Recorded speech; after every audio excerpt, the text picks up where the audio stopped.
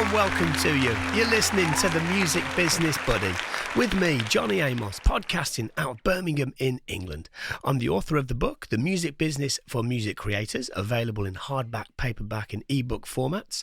I'm also a music creator with a variety of credits. I'm a consultant, an artist manager and a senior lecturer in both music creation and music business. Wherever you are and whatever you do, consider yourself welcome to this podcast and to a part of the community around it. I'm here to try and educate and inspire music creators from all over the world in their quest to achieving their goals by gaining a greater understanding of the business of music. Okay, in this week's episode, I am talking to Laurence Hobbs, who is a platinum-selling producer and songwriter that's signed to Notting Hill Music Publishing and 23rd Precinct Music Publishing. As a writer-producer, Laurence has written for many acts, including Sam Smith, Pixie Lott, Shane Ward, Andy Abrahams, Scarlett Lee, Laura White, and many more. He's written songs that have reached number one in 7 countries and also composed songs and instrumentals for television, including BBC and Sky. Laurence is also CEO of SAFO Music Group in London. Now, SAFO Music Group, he'll tell you a little bit more about it in this interview, but it is effectively an artist development system that empowers independent music creators to find a career. He does a very, very good job at it. He's got a brilliant track record of working with emerging talent. And when we say emerging talent, by the way, we don't always mean young talent, which is something that we will talk about later in today's interview. Laurence is also a very, very good friend of mine and somebody that I've known for a very long time. He and I have been through quite a lot together in the music industry. We've worked with a lot of artists together. We've written songs together. We had a little hit together a few years ago, and he is just a great guy. I'm going to hand over to the interview. Enjoy what he has to say, and I'll see you at the end. Here we go. Laurence, welcome to the Music Business Buddy. Good to have you here, mate. How are you? Absolute pleasure and honoured that you've asked me, Johnny. Thank you. It's lovely to see you, mate. I've been listening to it for ages, and it's great, man. It's great information. And really? Well, because you've been mentioned on here before, right? By Jamie Sellers. My good friend, Jamie Sellers, who's an amazing guy and not a bad producer. He has his moments. That's what it's funny because like he says lovely things about you, you say lovely things about him, except when I see you in the same room, you're just taking the mick out of each other constantly. Well, the thing is, Jamie worked for me when he came down to London, as he told you the story, and I had my first little disc at the time, and I said, Jamie, when you're as good as me, mate, you'll have a disc or two, but I don't think you'll probably get there. Anyway, after he worked with Ed Sheeran, Elton John and 3 number ones, I'm not fit to speak to him. I don't think he answers my calls anymore. I'm not worthy. But I'm so proud and pleased for him. He's a top fella and super talented. And it's lovely listening to him on your podcast. Oh, top man. He's a lovely guy. And so are you, mate. And, I mean, if it wasn't, I wouldn't know Jamie if it wasn't for you, right? And there's probably many people in this business that would say, oh, yeah, I know about that, or I know that person, or because of Laurence. I mean, you are loved by many. That just means Jamie. I'm old, Johnny. One of the two. No, not at all, mate. Not at all. You're still playing football, aren't you? Don't look so surprised, but yes, I do play football. Yes, I do. Mate. Very badly, yeah. No, I'm good. No. So, Laurence, you are the CEO of SAFO Music Group in London. I know a thing or two about it, but for the benefit of the listeners, would you mind telling us a little bit about what you do and the role that your company plays in the music industry? Because it's a talent pipeline, right? No, absolutely. So I've been running SAFO Music for about 9 or 10 years. A couple of partners. I now run it by myself. And primarily, I think we're a music hub and a community. I'm a great believer in networking and giving people opportunities. My own sort of travel or journey into music wasn't easy. It took a long time to get to where I wanted to get to. And now I'm in a position to help people, help artists, or just give them advice. We're very much about that. It's not so much, come here and we take your money. It's not about that. We do lots of things. We work with schools, we work in the community, we work with artists. We do free networking every month. They're amazing nights. We do free songwriting. So we like to develop a community here, because I think for me in my life in music, it's been about the people I've got to know who's helped me, you included, and I think the more that we can share and the more we can help each other, the better for up and coming artists, the better for all of us. And I found one of the things which is weird, being the age I am, I've got a lot in common musically with, say, a 16, 17 or 18-year-old, because I get the music that they get, and I think that's quite a powerful connecting factor. So I think primarily we are an artist development company. That's to say, working with artists to help them get out there in the music industry in a safe, positive environment, but working with the community again to help them get out there. Sounds like a sales pitch. That's brilliant, mate. That's a wonderful, If a only. wonderful explanation, and a modest one too, because I know what a huge impact you've had on many artists and writers and producers, over the years. Let's talk about artist development, Mm, right? Mate, you've had many artists walk through your doors over the years, some of whom have gone on to big mm. things in the music industry. Is there often like a kind of special spark that you notice in an artist, even if it's really early on in their career? It's really funny you say that because it's very apt at the moment. About 6 or 7 years ago, a very young 12-year-old girl walked in, and she had something, and it was either the personality or the talent. It was something special about her, and I've noticed in the last few months, her name's Erin LeCount. She's been on New Music Friday 3 times. She's building and building and building. And I was speaking to a few industry people, and she's very highly rated, and I think she'll do very well. But I knew at 12 she had something special. Really, and I've worked with a few people. I worked with Pixie Lott when she was, I don't know, 13, 14, 15. Again, she stood out. I worked with Sam Smith at the beginning. And again, something about him stood out as a person. And I think it is about the person. It's about their attitude, um, their musicality, actually. Something which just stands out. And so I'm not saying I can spot it. I'm not saying I'm a great talent spotter, but certainly Erin, especially, I always remembered her. And then when I saw her on New Music Friday and investigated what she's doing, I thought, yeah, I get it. So yes, I do think there's certain things that stand out with people. Not saying that people who don't stand out can't do well, but there's certain one or two people you just think just rise above. They're the cream in the milk. Interesting. Okay. See, now, contrary to your belief there, I actually think that you are one of those people that is very good at spotting it. And you and I have worked with a lot Mm, of artists together over the sure. years, right? And, and sometimes we'll talk between ourselves and go, oh, they've got something, or that Mm, group, they've got some kind of synergy about them, or whatever it might be. And it's a very difficult thing to try and explain what it is. absolutely. It's Absolutely. a very which is really frustrating for artists because they're like, "Well, what do we need to But be?" this is a thing. I mean, those people for me stand out, and they've done ever so well. They're household names, or certainly Sam and Pixie are. But that doesn't mean you can't be successful. That doesn't mean you can't have a career in music.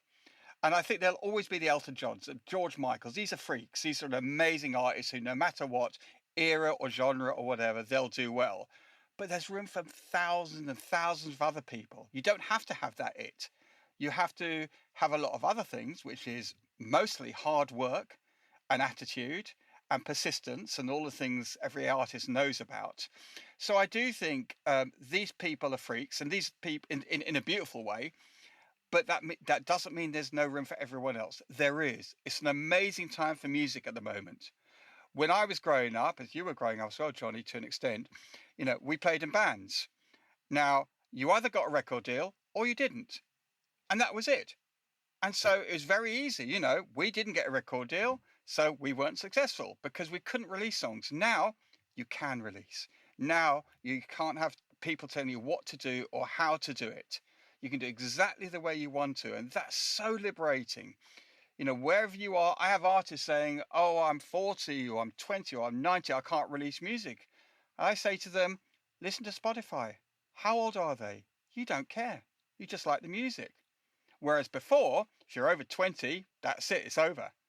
So I think, although, as I said, there are always these people who are amazing, will continue to be amazing, there's room for everyone. And that's such a great place to be. Absolutely. Well, let's talk about let's stay with Mm, artists, right? Let's talk about the kind of the common mistakes that sometimes artists can make when they're trying to present themselves. Are mm. there any particular common mistakes that you notice in emerging artists? Mistakes are such a hard word. It was interesting. I was listening to your Lost Past podcast and your amazing lawyer, Mimi, who talked about getting deals and offered deals. And I think that's so rare. For most artists, they'll never get a deal, but it doesn't matter. So I think if they're not really mistakes, because no one has the same way of making a career out of music. I think there are commonalities as come back to your hard work and attitude. But I've seen so many people do okay just sitting in their room doing music, making music. Now, is that a mistake? Well, some people might say you've got to play live. No, you don't. It helps. It may help or may do at some point. I would say then the only mistake really is I suppose lack of work. Just releasing one song and thinking that'll get you to the top. You know, um, we look at the TikTok generation where they're posting every day and they're pushing themselves every day. The YouTubers do that. Well, the musicians have to do the same. These days it's about release, release, release, build, and not expecting you're going to get 100,000 or a million in the first week. So I think consistency is one of the things. And you see a lot of artists, they'll release 4 or 5 songs, doesn't do very well, and not give up, but just realize how hard it is. Actually, that leads me on. So, yeah, probably a mistake is not realizing how hard it is, actually. Yeah, I maybe do so. think, and not having, I have a real problem with the disconnect between the education sector and actually the music sector. Because education don't, they tell you what to do, but not how to do it. It's almost like, hey, do your song, release it, get it out there. They don't literally tell you you've got to be doing it all the time. You've got to be doing your socials. You've got to be doing everything possible. And genuinely, that's hard for most people. Back in the day, it was you play with your band, you get a deal, and they do it all for you. Because you've got to do it yourself, then you have to be everything. And I come back to there are people who can do that. But I do think singers, musicians, songwriters find it really, really hard. So if there is a mistake, it's not understanding the landscape and understanding how they can generate money. So it's almost coming back to the education of understanding the business of music. So I think that would be the commonality rather than, dare I say, lack of talent, whatever that is. I do think it is knowing your business. I think that's probably the big thing.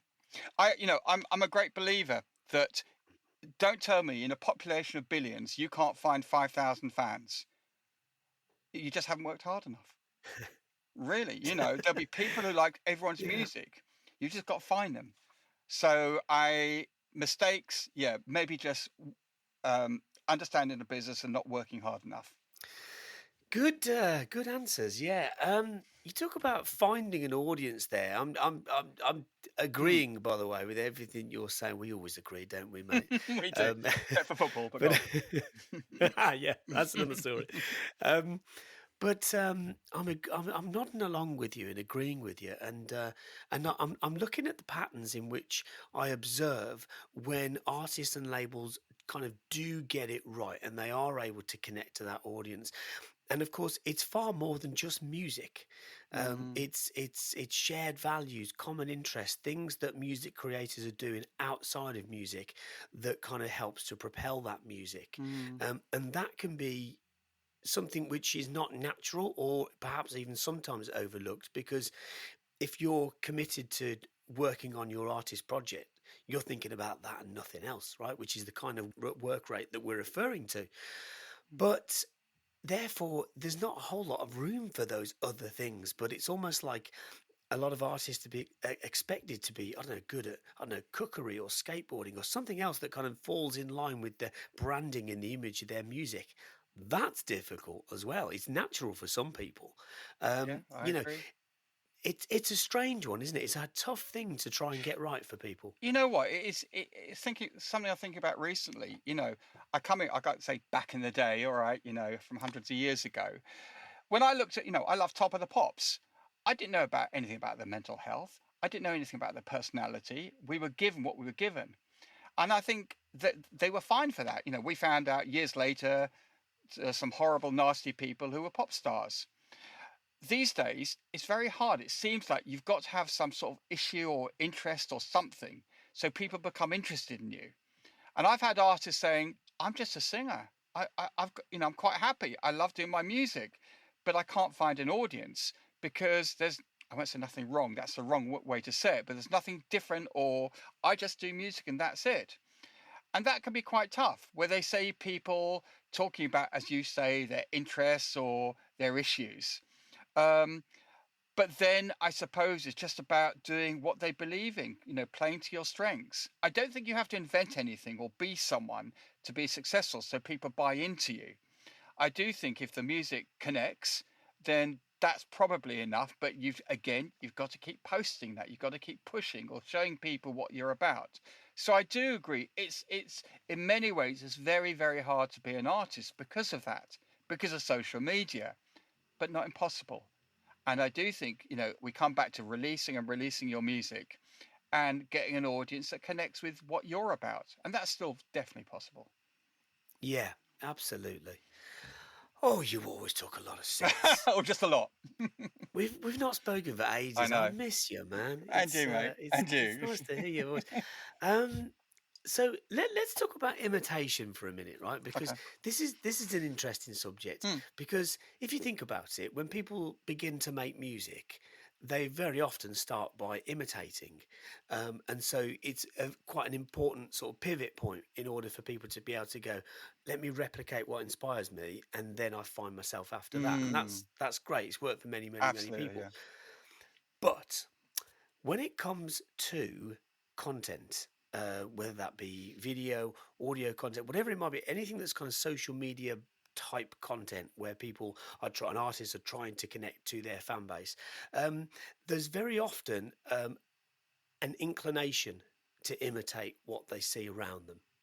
Um, and it can kind of create this almost like this culture of kind of brain rot where you've kind of Mm. got like I was at an event last week and somebody actually used that term, That's brain rot. How interesting. do I get through the brain rot? And I Yeah. thought, wow, that's a really, really great term to explain. I think the mindset of many young artists when they go on TikTok and they see this and they see that and they see the patterns and they Mm. see the things that are massive this week and might be cold next week, and they kind of go, do I follow that? Do I do this over here? Because if I don't fit that algorithm and that funnel and that hashtag and that trend, then where do I fit? And I find myself, in my 40s going, well, you've got to be unique. And then I think to myself, that's not very helpful to people. No, you know, no, I agree. But I mean, like you, when I started listening to music and playing music in bands, we copied what was around. I was into ska and all our songs were a bit like Madness and those sort of bands. And I think that's healthy, you know. And when you look at social media, I think again, you've got to be yourself. And I understand you go through YouTube and everything else and you think, why am I different? But what other answer is there? Do we say we've got to pretend something we're not to shock? I mean, in many areas, I find music a little bit staid in terms of, I grew up with the personalities and the shock value, and I enjoyed that. Grew up in, punk, and that was all crazy. I think the nearest we've got that is probably to that. It's probably something like drill at the moment, which is, you know, it's really good. But I do think it is tough because as artists, we copy our heroes and we copy the people who are around big at the moment. But I suppose maybe you start off doing that, and then as you grow, you find your own values, your own way to show yourself. I don't think that's something that can be particularly forced, especially this day and age, because we've got nothing to hide ourselves behind. What we see is what we do. So if I say, you know, I'm a priest and that's my music, well, people are going to know that. So you've sort of got to be yourself. I'm not sure of the answer to that one, actually, Johnny, because there is so much out there. If you spend your life worrying about copying people or doing it, you won't get anywhere. I think just plow your own lane. I think that's the way forward. Otherwise, it's impossible, I would suggest. Yeah. And that's kind of always been the truth, right? Yeah, yeah, absolutely. Technology can kind of distort our understanding of that subject, but actually it stood the test of time. Okay, Yeah. let me let me pose this to you, right? With all the amazing technology we have these days, robotism and AI and all these things, Mm. can you describe? This is such a horrible Here question, we by the go. way, Here but we go. Come on, mate. Hit me with it. Hit me with it. can you describe the perfect artist? What are the ingredients? Ingredients. So I told you it was a horrible question. I don't think there is one. I'm not being evasive. What is the perfect art? Especially when music is not about good or bad or perfection or not. You know, it's about I like it or I don't like it. What I like, you won't like. What I do like, you won't like, or whatever. So, what is a perfect artist? A perfect artist, I come back to what I said earlier. Our friend Denise said there's no such thing as a lazy, successful artist. Yeah, So you've got to work hard. All the things I said right at the beginning. What is Taylor Swift the perfect artist? Is Stormzy the perfect artist? I don't know. And I think that's the beautiful thing about music, actually. I always said, if we were a 100-meter runner, there's only one Usain Bolt, we'll all finish second.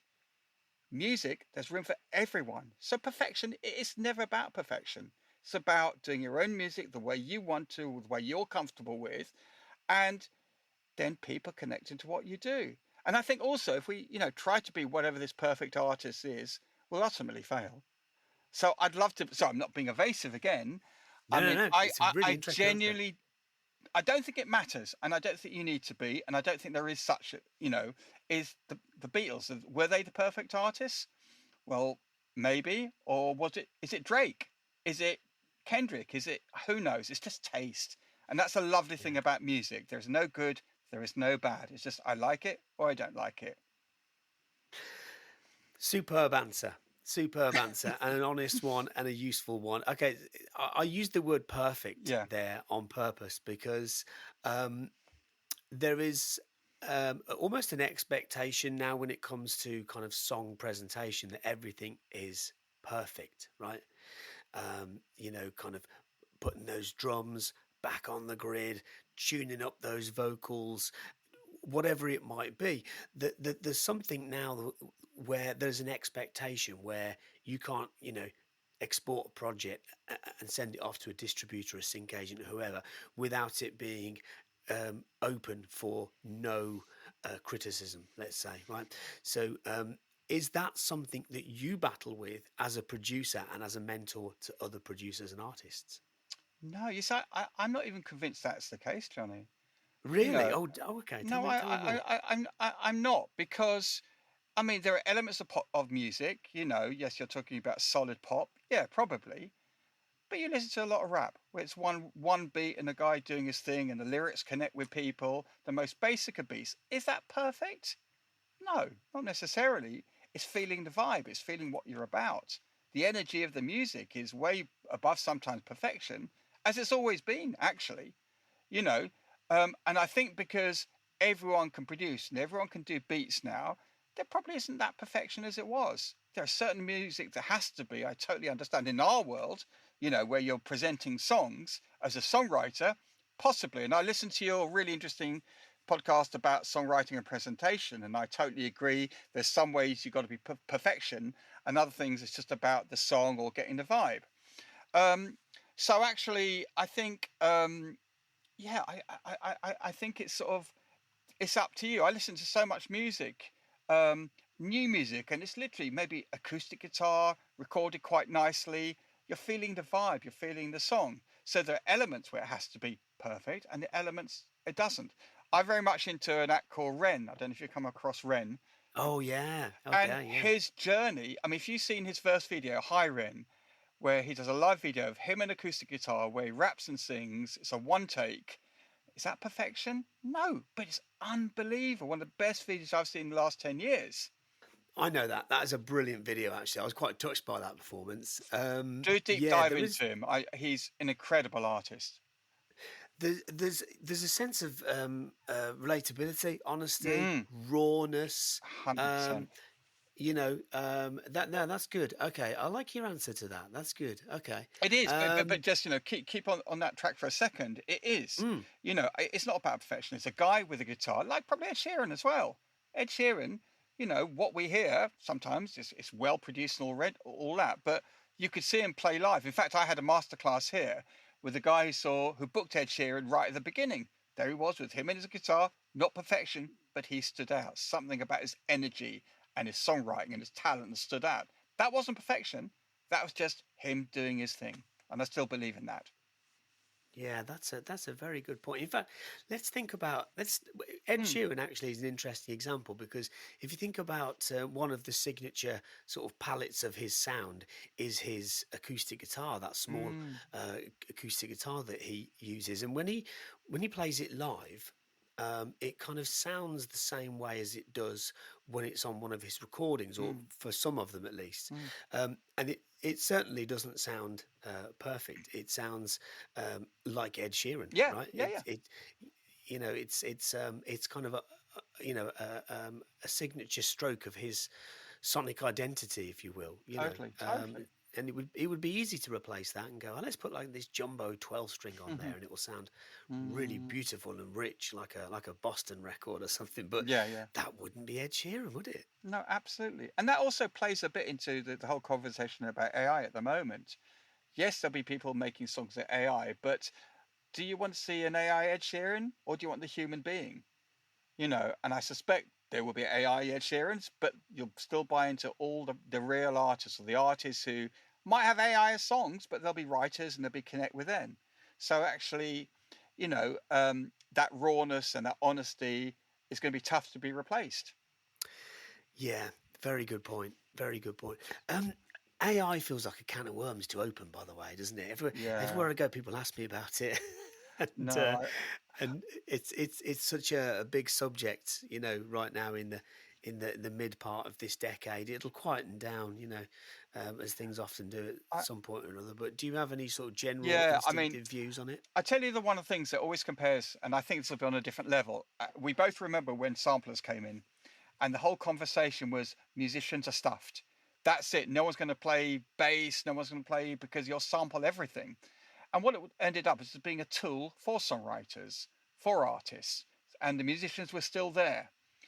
And I think I think it's more extreme. I think there are going to be issues for songwriters because genuinely AI will write hit songs. That's happening. That will happen. And I think there's a real worry about that. If I was a record company and I wouldn't care if 10 songwriters wrote the next song or AI as long as it's a hit.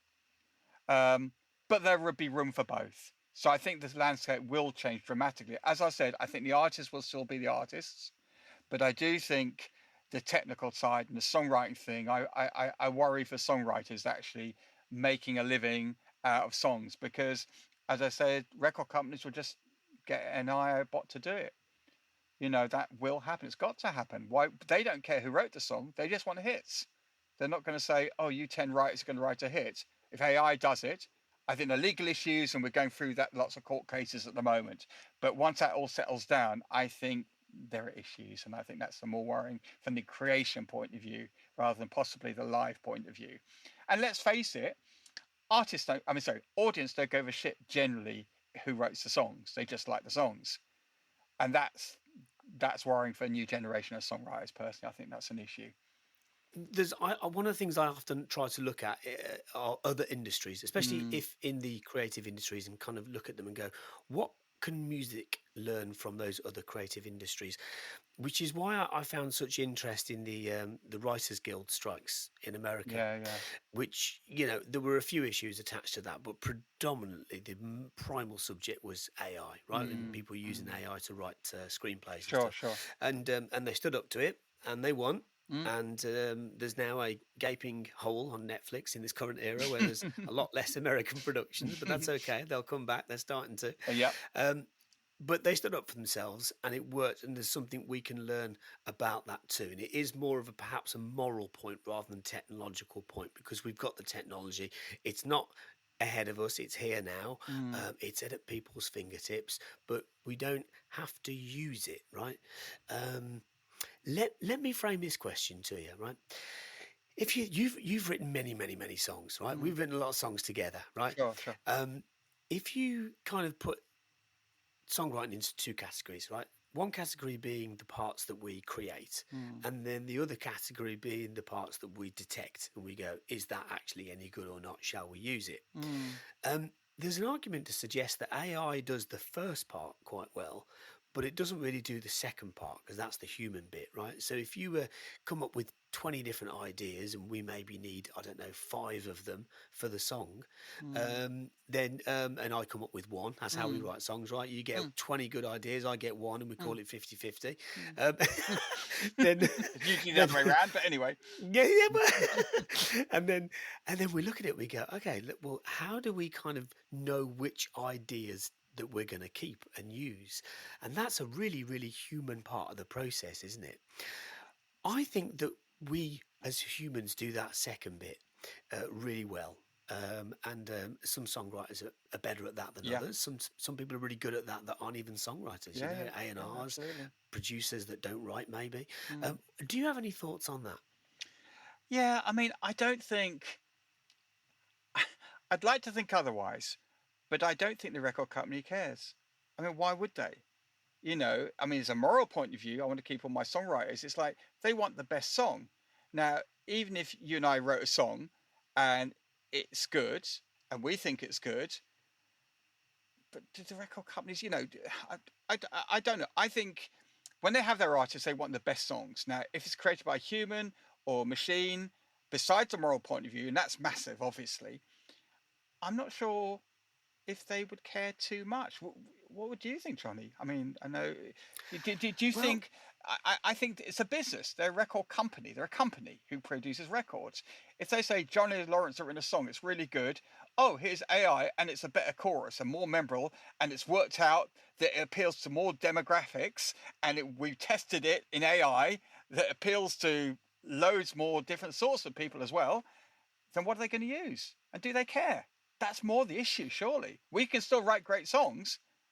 well, they're two very, very interesting questions, but perhaps something which has shifted in that subject as well is that it's not perhaps as important for us now to be able to go, we have to get this, approved by the record company, because very often, as you know, we're living in a much more kind of Yeah, artist yeah, of centered course. ecosystem now. And if the artist likes it and their manager likes it, Mm, then, maybe their distributor or their label services company are not having as much say so as they perhaps would have done at some point. Um, yeah. and so, it's, I mean, I can think of a lot of writers right now that are working with a lot of different artists, and Mm, they'll, and they're really looking for the approval of the artist more than anything else as to whether they're going to end up using that song, or whether they're going to end up looking to license it for either for release or for sync use, or so maybe the approval there is has shifted. but mate, do you not think the scary thing is songwriters will be the middlemen? They won't need us. I'll go to the machine. Artists, don't worry with the songwriters. Let's go and put it into the machine. That Well, uh, I mean, is that we are, remember, just at the super beginning of this technology. What's it going to look like in 5, 10 years? Why would they need songwriters? Actually, I'm being very, sort of extreme maybe, but there's an argument. Why are we paying songwriters? Why are we paying for production? Bang, press. I don't know. I mean, that's that's a dystopian well, point of view, and I know that. But the way it's going, I can't see how. Why would they use people? I mean, they will, of course, they will. But equally, again, we're talking about a record business. It'll cut out any maybe they could keep their own royalties. Maybe if the tech companies win and it's fair use, then the artists and the managers saying, hey, there we get songs and we keep more of the royalties. I don't know. I genuinely don't know. I'd love to think that, as a songwriter for many years, and you and I both, and the love of creating songs, that will probably always happen because it's what we do and what we love. But I just wonder where artists or managers will think, actually, we don't need songwriters. I'll create loads of songs, get an artist who looks great or connects more. And I just wonder, I think we're opening a whole can of worms in terms of where it could go. And I'm sure there'll be room for all of it. But Well, again, very, very interesting questions. I mean, you're thinking about the front end use there, right? So how yeah, people are using of AI, course. right? Yeah. Let's think about the back end use of it, right? Or the Okay. ML, the machine learning side of it, Yeah. right?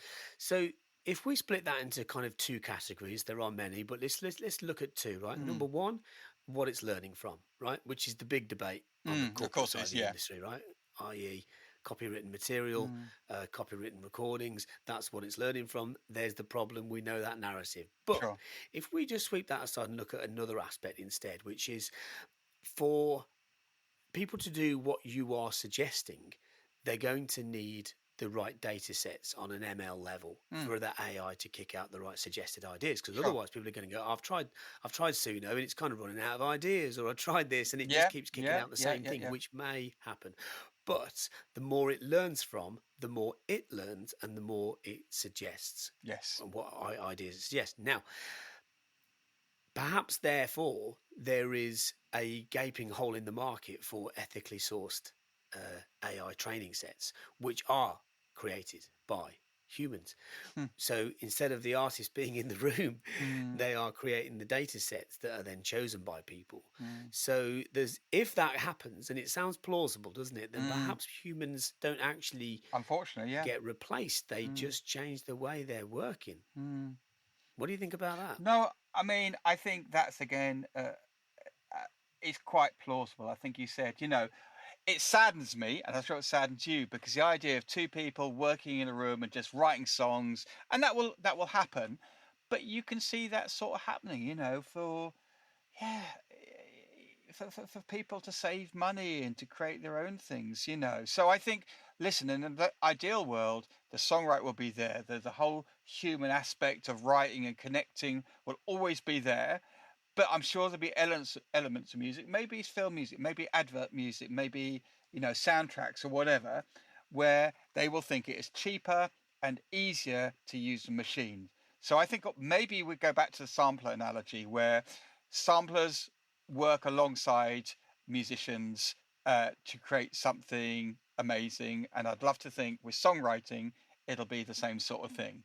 I think there'll be room for both, and um, and we've got to work with it because it ain't going away. Yeah.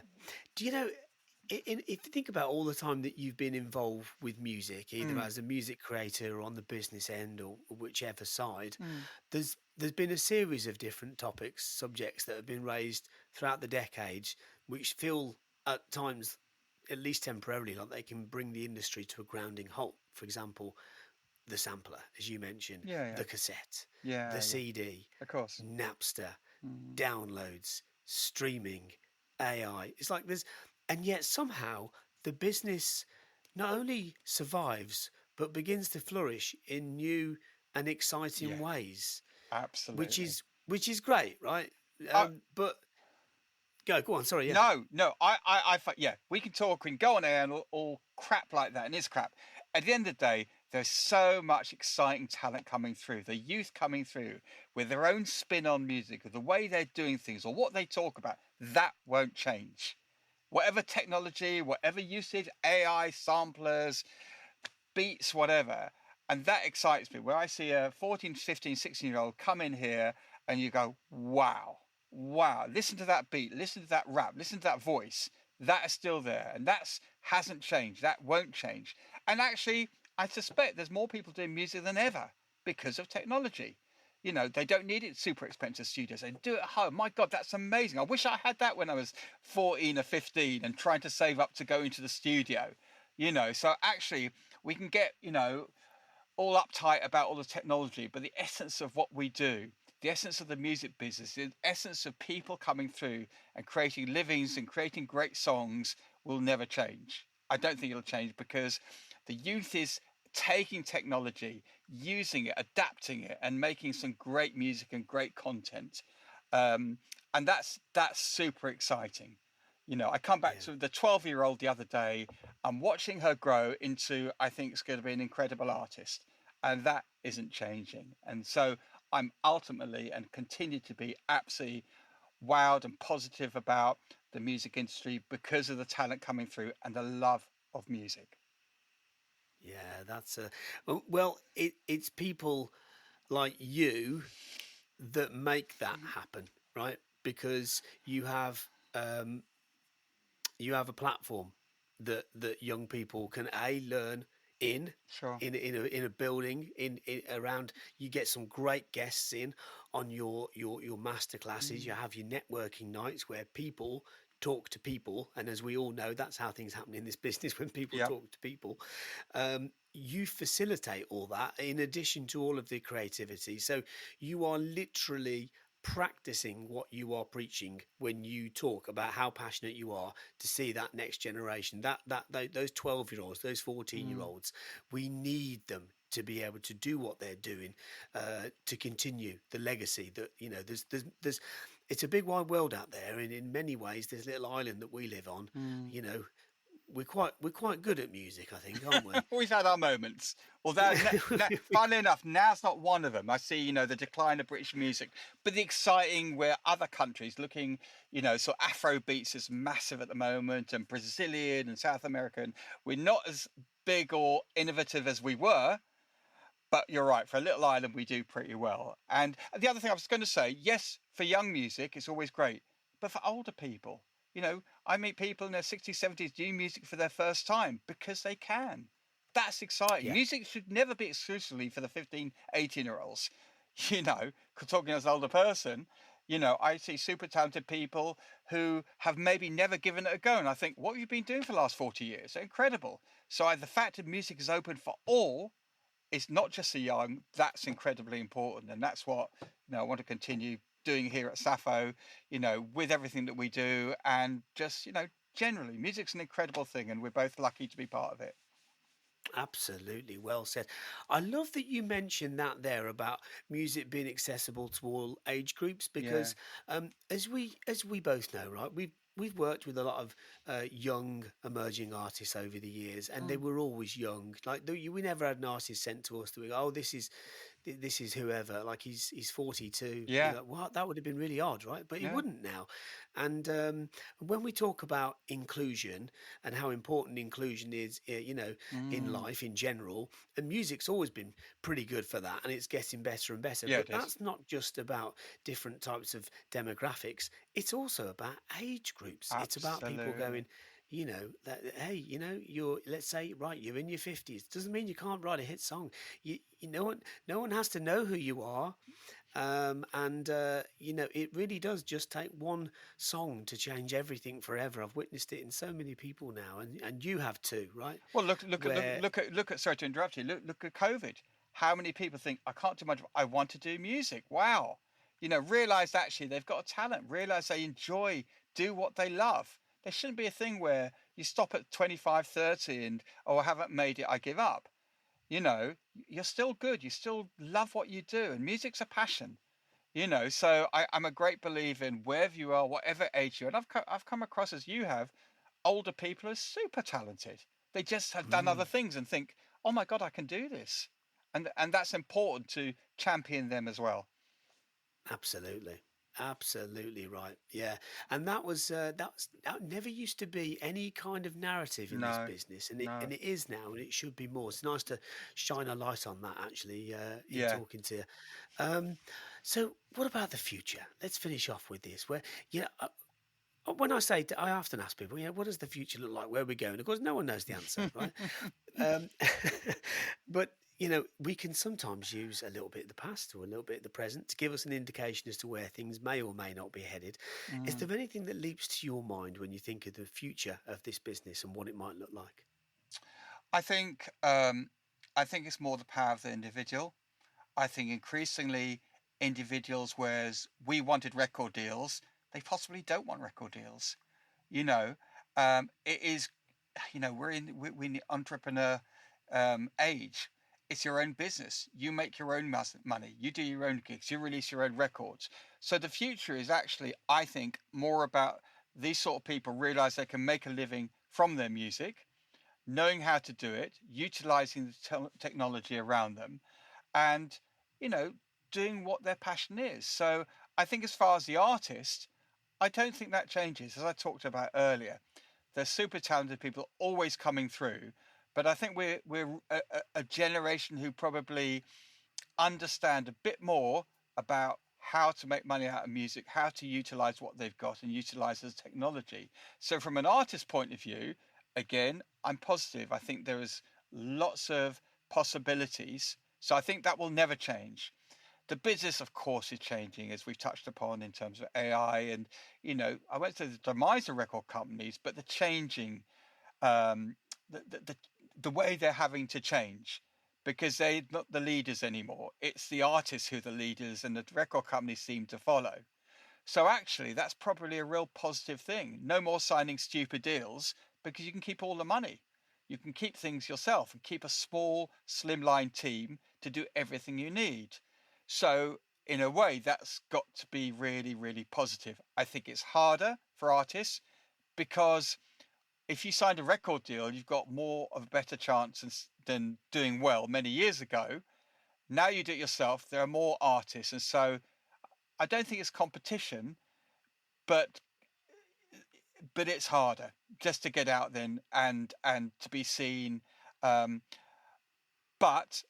I think ultimately, the power of the artist is getting stronger and stronger, and that's the way it should be. Actually, no more signing stupid deals back in the day, and that's ultimately exciting. So I think if you're a person going into the industry, find out about the industry you're in, find out how you make your money, find out from, hey, listen to your podcast, for goodness sake, there's so much on there. No, but seriously, we need to know how many people go in. I had to chat with someone who's late 30s, been gigging for ages, I had to go through his PRS today, because he didn't really know how that worked. So I think it is important for artists to understand that. And if that happens, then I think it's positive. I'm positive about music. How can I not be? Yeah, well, you're always super positive. That's one of the many things that people love about you, and I'm one of those people. And I would say that you talking about the podcast there, and I appreciate you listening to it and No, it's mentioning good. it to It's people needed. and It's needed, mate. and referencing episode. Well, this podcast just got a whole lot better because you've just been on it. So thank you. Now you'll be telling me Tottenham are a great football team. Come on, mate. Oh, let's not go that far. Let's not go down there. Thank you for joining me on this, mate. You're a top man. Absolute pleasure, Johnny. Thank you, mate. It's good to see you. Oh, and it was good to see him too. I do hope you enjoyed that conversation. You'll have to forgive me, by the way, because perhaps at times in that conversation it may have felt maybe a little bit too informal for a sort of podcast interview. But the reality is, he and I go back a long way and we get on very well. So I hope that you enjoyed listening to us. We try to avoid the subject of football, by the way. If he and I get talking about football, we'll be there for hours, and I wouldn't want to put you through that. Anyway, I hope you learned something. We looked at a lot of subjects, right? Inclusion, AI, all sorts of different things, especially around the subject of composition and artist development. Anyway, I will leave that with you there for now. I wish you a great day, and until next time, may the force be with you. The music